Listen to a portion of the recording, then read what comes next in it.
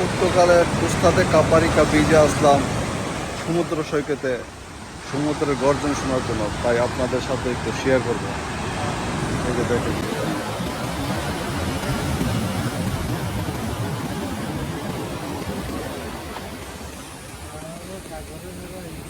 এই যে সমুদ্রে বিচে, এই যে হলো কোস্তাতে কাপারিকা বিচের নাম। তো এখানে অ্যাক্টিভিটিস করতেছে তারা।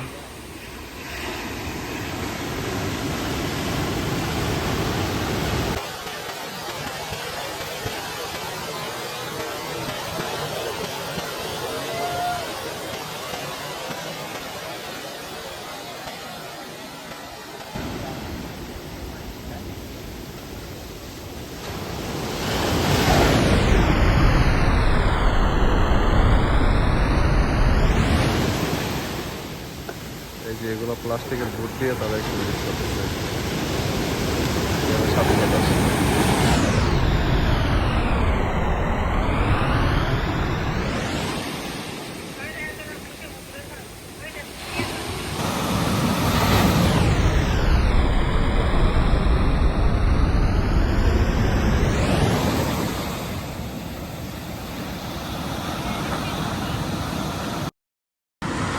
এই বিচটায় আসলাম আমরা একটু ভিজিট করতে। অনেক সুন্দর একটি সমুদ্র সৈকত এবং অনেক বড়, মানে এই দিক থেকে শুরু করে ওই দিক পর্যন্ত কয়েক কিলোমিটার জুড়ে একটা সমুদ্র সৈকত।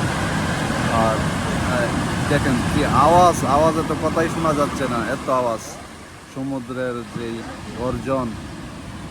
তো আমরা এই বীজটির নাম হচ্ছে কোস্তাতে কাপারিকা।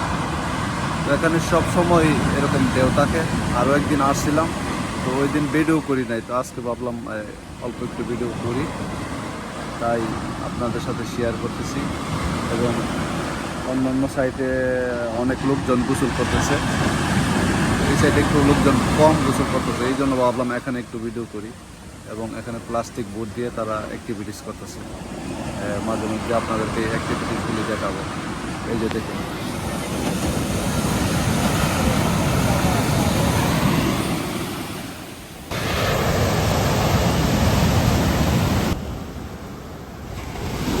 তাই এখানে দেখেন কত বড় বড় ঢেউ আসতেছে। এই বড় বড় ঢেউগুলি দেখার জন্য একটু বসলাম আর আপনাদের সাথে শেয়ার করতেছি পর্তুগালের কোস্তাতে কাপারিকা সমুদ্র সৈকত। এবং এখানে দেখতে পাচ্ছি অনেক বড় ঢেউ আসলে তারা এই যে এভাবে প্লাস্টিক বোটগুলো দিয়ে অ্যাক্টিভিটিস করে। তো অনেক বড় ঢেউর অপেক্ষায় আছে। তো আমি আছি এখন ইউরোপের পর্তুগালে, এবং এই পর্তুগালে আপনাদেরকে সমুদ্র সৈকত একটু শেয়ার করছি। এখানে কিন্তু এই যে ছোট্ট একটি ঘর দেখতেছেন, এই ঘরটার ভিতরে সিকিউরিটি আছে। তারা একদম পোশাক টোশাক পরে রেডি টেডি, সমুদ্রে কোনো দুর্ঘটনা ঘটে তারা উদ্ধার করার জন্য যাবে। তো আমি অপেক্ষায় আছি তাদের একটি অ্যাক্টিভিটিস আপনাদের সাথে শেয়ার করার জন্য।